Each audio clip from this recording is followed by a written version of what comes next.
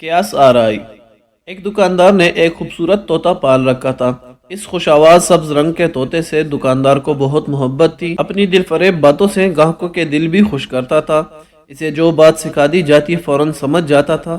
مالک کی غیر موجودگی میں نہ صرف دکان کی نگہبانی کرتا بلکہ گاہکوں سے مزے کی باتیں بھی کرتا تھا۔ راستے میں آنے جانے والے لوگ بھی اس کی سحر انگیز باتوں سے خوش ہوتے تھے۔ ایک دن دکاندار کسی ضروری کام سے کہیں گیا ہوا تھا کہ اچانک ایک بلی دکان کے اندر گھس آئی اور ایک چوہے کے پیچھے بھاگی۔ طوطے نے سمجھا آج میری خیر نہیں، اپنی جان بچانے کی خاطر دکان میں آگے پیچھے پڑپڑانے لگا۔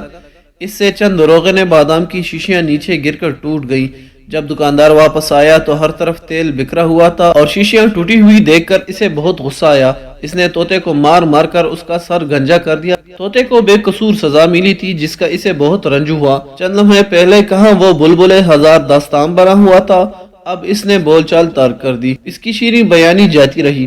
طوطے کے اس فعل سے دکاندار کو سخت پریشانی اور ندامت ہوئی اور اپنے کیے پر پچھتایا۔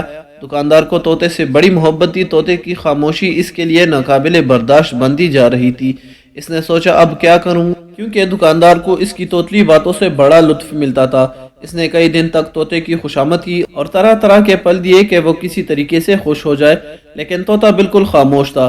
اس کی دکان پر جو گاہک آتے تھے وہ بھی اس کی خاموشی پر تعجب اور افسوس کرتے تھے۔ دکاندار نے بڑے جتن کیے لیکن طوطے کی مہر سکونت نہ ٹوٹی۔ اس طرح کئی دن گزر گئے۔ ایک دن بیچارہ دکاندار اسی غم میں حیران و پریشان دکان میں بیٹھا ہوا تھا کہ اتنے میں ایک 4 آبرو کا صفایا کیے ہوئے گنجا درویش دکان کے سامنے سے گزرا۔ طوطے نے جو ہی اس گنجے فقیر کو دیکھا فوراً بلند آواز سے بولا، سائیں تو کس سبب سے گنجا ہوا؟ شاید تو نے بھی بوتل سے تیل گرا دیا ہوگا۔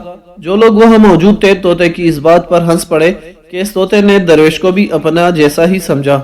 حضرت مولانا روم رحمۃ اللہ تعالی علیہ کی ایک نصیحت، اللہ تعالیٰ کے پاک بندوں کو اپنے جیسا مت سمجھو۔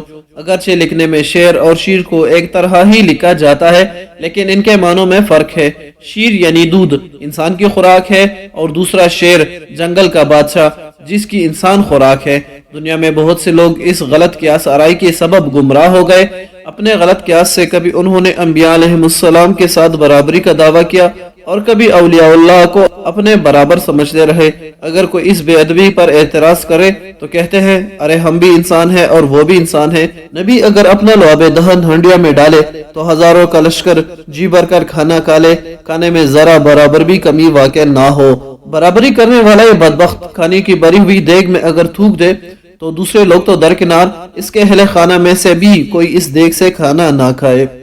درس حیات، تحقیق کے بغیر کسی کے متعلق یوں ہی قیاس آرائیاں نہ کرو۔